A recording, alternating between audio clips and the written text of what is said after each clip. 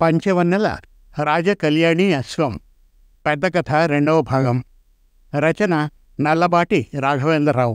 కథాపఠనం మలవరపు సీతారాం కుమార్. వెంటనే రుద్రసింహ మాయా ఉంగరాన్ని తట్టి లేపాడు. ఇదేమిటి, మా సైన్యం మొత్తం చచ్చిపడి ఉంది, వాళ్లను వెంటనే బతికించు అంటూ గట్టిగా అరిచాడు. యువరాజా, నా వల్ల కాదు. 3 కోరికల వరకు మాత్రమే నీకు నాకు ఒప్పందమని చెప్పాను కదా. అయినా నువ్వు యంత్రాన్ని కోరావు. యంత్రం అన్నాక చిన్ని చిన్ని లోటుపాట్లు ఉంటాయి అన్న విషయం అందరికీ తెలుసు కదా. ఆ దోషం ఉందో లేదో చూసుకొని అప్పుడు నువ్వు ప్రయోగించాల్సింది. ఇది నీ బాధ్యత. అలా చేయకుండా నువ్వు కంగారు పడి ఉపయోగించావు. యంత్రం తిరుగుముఖంగా పనిచేసింది. మరో విషయం, నువ్వు యంత్రాన్ని తికమక పెట్టావు. నీ సైనికుల్ని చూపించి శత్రు సైనికులుగా భావించమన్నావు. దానికి ఏం చేయాలో అర్థం కాలేదు. శత్రు సైనికులు అన్నాక చంపాలి కదా, అదే చేసింది. మొత్తం అందరూ చచ్చిపోయారు. ఇది నా తప్పు కాదు కదా. తిరగబడి అడిగింది మాయా ఉంగరం. ఛీ జిత్తులమారి, నువ్వు నాకు వద్దుపో అంటూ దూరంగా గిరాటేశాడు ఆ మాయా ఉంగరాన్ని రుద్రసింహ. సరే, నన్ను వదిలించుకుంటున్నావన్నమాట. అయితే ఒప్పందం పూర్తిగా రద్దు చేసుకుందాం. నీ దగ్గర తీసుకున్నవన్నీ నీకు ఇచ్చేస్తాను.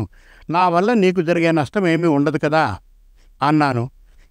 అందుకనే ఈ సైనికుల్ని కూడా నా శక్తితో బతికించి నీకు ఇవ్వాల్సినవన్నీ ఇచ్చి వెళ్ళిపోతాను. కానీ ఒక్క మాట, నీకు విలువైన విషయం జ్ఞానబోధ చేసి వెళ్ళాలి అనుకుంటున్నాను యువరాజా. ఏవేవో పనికిరాని కోరికలు కోరావు కానీ నిజంగా నీ చేతి బొట్టనవేలే ఇవ్వమని నువ్వు నన్ను అడిగి ఉంటే తప్పకుండా ఇచ్చి ఉందును. నీకు ధైర్య సాహసాలు కూడా ఇమ్మంటే తప్పకుండా ఇచ్చి ఉందును. ఆశకు అత్యాశకు పోయిన నువ్వు రాజ్యాన్ని పరిపాలించడం కూడా కష్టమే. ఇక సెలవు. నీ దారి నీది, నా దారి నాది అంటూ వెళ్ళిపోయింది ఆ మాయా ఉంగరం. అంతవరకు తన చెవులకు చేతులు అడ్డంగా పెట్టుకున్నాడు కనుక యువరాజు రుద్రసింహకు ఇవేవీ వినపడలేదు. ఉంగరం బాధ వదలడంతో జీవితం ప్రశాంతమైనట్లుగా అనిపించింది. కానీ పరిస్థితి యథాతథంగా మారిపోయింది. కొడుకు పరిస్థితి పూర్తిగా అర్థమైన మహారాజు వీరభట్టారకుడు కోపంతో తన కొడుకు మందిరానికి వచ్చాడు. నీ ప్రయోగాలు ఆపుచేసే సమయం వచ్చింది రుద్రసింహ. రాజ్యంలో జరుగుతున్న అల్లకల్లోలాలు చుట్టుపక్కల రాజులు గ్రహించి పసిగట్టి మనపై దండయాత్ర సన్నాహాల్లో ఉన్నట్లు మన వేగుల ద్వారా సమాచారం అందింది. నాక వయస్సు మీద పడింది. ఈ పరిస్థితుల్లో వానప్రస్థమే నాకు సరైన మార్గం. అందుకోసం తక్షణమే రాజ్యాధికారాన్ని చేతబట్టే రాజు కావాలి. మన హితులు, పెద్దలు, మేధావులు, మంత్రులు మాటను అనుసరించి నేనొక నిర్ణయం తీసుకోక తప్పలేదు. రేపే కొత్త మహారాజు పట్టాభిషేకం. చెప్పడం ఆపాడు మహారాజు. తండ్రి చెప్పేది అర్థం కాక ఆశ్చర్యంగా వింటూ నిలబడిపోయాడు రుద్రసింహ. మహారాజు కొనసాగించాడు. అవును, జాగ్రత్తగా విను. రేపు సూర్యోదయం అనంతరం మన రాజ్యం చివర గంటాలంబ చెరువు నుండి ఒక పోటీ ప్రారంభమవుతుంది. మన రాజ్య సైనిక అధికారుల పర్యవేక్షణలో రాచ గుర్రాలు 10 సిద్ధంగా ఉంటాయి. అక్కడి నుండి ఈ పోటీలో పాల్గొని గుర్రపు స్వారీ చేస్తూ ఎవరు రాజ్యపు సింహద్వారాన్ని ముందుగా చేరుకుంటారో వారే మహారాజు. ఈ పోటీ నీకు కూడా. యువరాజు కనుక స్వయంగా వచ్చి చెప్పాను. ఆ ప్రయత్నంలో ఉండు అంటూ మహారాజు వీరభట్టారకుడు చెప్పడం ఆపి జవాబు కోసం ఎదురు చూడకుండా వెళ్ళిపోయాడు. యువరాజు ఆలోచనలో పడ్డాడు. తన అవిటితనంతో ఈ విజయం ఎలాగూ సాధించలేనని అర్థమైపోయింది.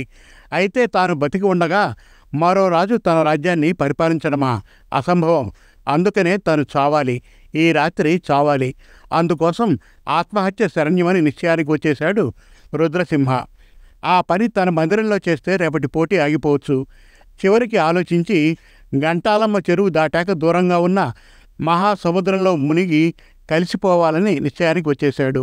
అంతే. చీకటి పడ్డాక ఒక్క నిమిషం ఆలోచించలేదు. వేగంగా నడుచుకుంటూ భయంకర సముద్రం దగ్గరికి చేరిపోయాడు. మహావేగంగా ఒడ్డుకు చేరుతున్న అలల్ని చూసి 2 చేతులు జోడించి సముద్రానికి నమస్కారం పెట్టాడు. పెద్ద పెద్ద బండరాళ్లను దాటుకొని అతి దగ్గరలో కనిపిస్తున్న సముద్రంలో సంగమించాలని అడుగులు వేస్తున్నాడు. వేస్తూ వేస్తూ ఒక పెద్ద బండరాయిపై దృశ్యం చూసి ఆగిపోయాడు. ఆ వెన్నెల్లో ఒక చీమ తనకన్నా 100 రెట్లు పెద్ద తీపి పదార్థాన్ని తోసుకుంటూ వెళ్తోంది. ఒక పక్క అలలు బండరాయిని ఒక్క క్షణంలో ముంచేయవచ్చు, లేదా పెనుగాలి తనను ఆ తీపి పదార్థాన్ని దూరంగా గిరాటు వేయవచ్చు. అయినా చీమ ఇదేది ఆలోచించకుండా భయపడకుండా తను అనుకున్నది సాధించడం కోసం తన ప్రయత్నం తాను చేసుకుంటూ పోతుంది. ఇంకొకసారి గాలికి ఆ తీపి పదార్థం చాలా దూరంగా పడిపోతుంది. మళ్ళీ ఆ చీమ అదే ప్రయత్నం చేస్తోంది. అదంతా చిత్రంగా అనిపించింది రుద్రసింహకు. ఆ వెన్నెల్లో ఆ దృశ్యాన్ని అలాగే చూస్తూ ఉండిపోయాడు చాలాసేపు. చివరికి తెల్లవారింది. ఆ బండ ఎత్తుపలాల వల్ల ఆ చీమ పడుతూ లేస్తూ అలా విశ్వప్రయత్నం, విసుగులేని ప్రయత్నం చేయడం, చివరికి తెలివిగా ఆ పదార్థాన్ని దొర్లించి ఆ బండ కిందకు చేర్చి తన సమూహానికి చేరువుగా ఉంచడం. ఇదంతా ఆనందంతో ఆశ్చర్యంతో గమనించాడు రుద్రసింహ. అతనిలో ఇప్పుడు 1,00,000 కోట్ల ఉరుముల మెరుపు మెరిసినట్లు అయింది. శరీరం జలధరించి కళ్ళల్లో 1,000 కోట్ల కాంతిపుంజం వెలుగు ప్రకాశించిపోతోంది. ఇప్పుడు రుద్రసింహకు సముద్ర సంగమానికి వెళ్లాలనిపించడం లేదు. అతనిలో ఒక నూతన ఉత్సాహం పెల్లుబుకింది. ఆ సముద్రుడి నుండి వెనక్కు తిరిగాడు. చీచీ, నేను ఇంతవరకు ఇంత పిరిగ్గా జీవించానా? నాకన్నా అల్పమైన ఒక చీమ జీవితమే గొప్పదా? దాని ప్రయత్నం, మొక్కవోని దీక్ష, పట్టుదల అనేవే గొప్పవా? ఈ చీమను చూసి నేను సిగ్గుపడాలి, తల దించుకోవాలి. దేవుడు మనిషికి మానవ జన్మ ఎందుకిచ్చాడో అర్థం కాకుండా బతికాను. నేను అతి సూక్ష్మమైన ఈ చీమ కన్నా అల్పుడను కాకూడదు. మనిషిగా పుట్టినందుకు నా జీవిత ధ్యేయం సాధించి తీరాలి, సాధిస్తాను మనస్సులో అనుకున్నాడు రుద్రసింహ. తెల్లగా తెల్లవారబోతోంది. సూర్యోదయం కాబోతోంది. రుద్రసింహ తన జీవిత ధ్యేయం సాధించడం కోసం సముద్రం నుండి వెనక్కు తిరిగి వేగంగా నడుచుకుంటూ గంటాలమ్మ చెరువును సమీపించేశాడు. అప్పటికే అక్కడ పోటీ ప్రారంభం కాబోతుంది. గుడి ఎదురుగా ఉన్న 10 రాచగుర్రాలలో వివిధ ప్రాంతాల నుంచి వచ్చిన వీరులు 9 గుర్రాలను అధిరోహించేశారు. మరొక రాజకళ్యాణి గుర్రం మాత్రమే ఖాళీగా ఉంది.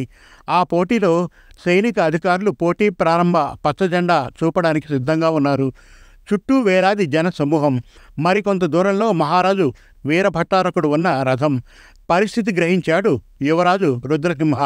ముందుగా అప్పుడే ఉత్తేజభరితమైన వెలుగులు వెదజల్లబోతూ ఉన్న సూర్య భగవానునికి 1,000,000 నమస్సుమాంజలు అర్పించాడు. తదుపరి తనపై తాను గట్టి నమ్మకం ఏర్పాటు చేసుకున్నాడు. తనకు బొటనవేలు లేదే అన్న ఆత్మన్యూనతాభావాన్ని పక్కన పెట్టాడు. దూరాన రథంపై కనిపిస్తున్న తండ్రికి వందనం చేశాడు. రాజకళ్యాణి అశ్వం దగ్గరకు వచ్చి దానికి కూడా నమస్కరించి చిరుత వేగంతో దాన్ని అధిరోహించాడు. అంతా గమనిస్తున్న మహారాజు, సైనిక అధికారులు, ప్రజలు హర్షధ్వానాలు చేశారు.